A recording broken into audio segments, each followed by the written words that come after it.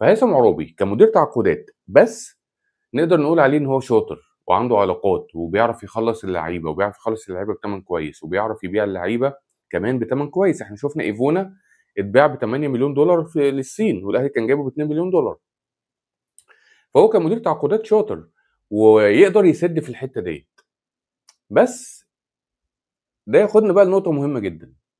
قبل كده كان يعني من سنه تقريبا او اكتر، سنه ونص، كان في طرح لمقارنه ما بين هيثم عرابي وامير توفيق. اما كان امير توفيق مدير تعاقدات في النادي الاهلي كان في جماهير للنادي الاهلي يعني قلبه على امير توفيق وبتهاجمه بشكل كبير جدا وتقول ان امير توفيق مش سادد في حته مدير التعاقدات، ويا ريت اداره الاهلي تجيب هيثم عرابي مره اخرى. الكلام ده كان من سنه ونص. فانا طلعت في فيديو وكلمته وقلت يا جماعه انتوا ما ينفعش تقارنوا هيثم عرابي بامير توفيق. ليه؟ عشان هيثم عرابي اللي انت بتقارنه بامير توفيق، يعني هيثم عرابي كان واخد صلاحيات كامله في حته التعاقدات ايام محمود طاهر. كان محمود طاهر سايب له الموضوع تماما، روح يا معلم خلص بالمبلغ اللي انت شايفه وروح ومعاك صلاحيات كامله في التفاوض وكذا وكذا وكذا وكذا.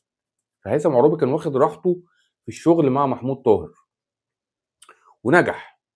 امير توفيق مع الكابتن محمود الخطيب ما كانش واخد صلاحيات كامله، كان امير توفيق اشبه بمندوب، اللي هو يعني ما بيعملش حاجه من دماغه.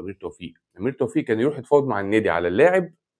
امير توفيق ما عندوش صلاحيه ان هو يعني يفنش الديل من دماغه، لازم يرجع دايما للكابتن محمود الخطيب يقول له يا اما يكمل في الديل يا اما خلاص الديل يقف على كده وتعالى يا امير اركب اول طياره وارجع مثلا يعني.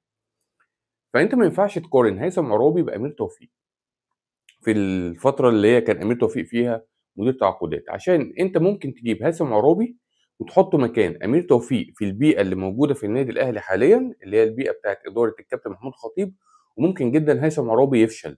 عشان خليك متاكد يا صديقي يعني انا بتكلم بناء على ال8 سنين اللي فاتوا، الله اعلم بوجود بقى ياسين منصور الفتره القادمه ايه اللي هيحصل.